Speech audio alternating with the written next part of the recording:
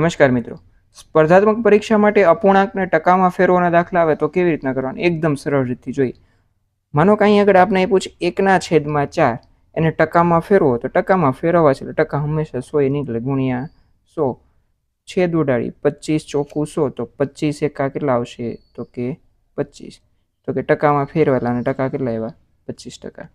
માનો કે કોઈ અપૂર્ણાંકવાળી રકમ હોય તો માનો કે એક અપૂર્ણાંક જ છે, પરંતુ માનો કે છેદ ન ઉડે એવી રકમ આપે તો કે 1/8 એને ગુણ્યા 100 કરીએ, ટકામાં ફેરવવા છે એટલે.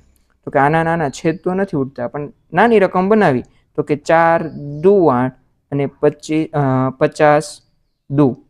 હજી છેદ ઉડાડીએ તો કે હજી આના ઉડે સાહેબ, 25 દુ અને 2 દુ 4, તો કે 25 એકા કેટલા થયા? 25 અને છેદમાં આવ્યા 2 અને ભાંગ્યા કરી 25 ને અડધા એટલે કેટલા થયા? તો કે 12.5%.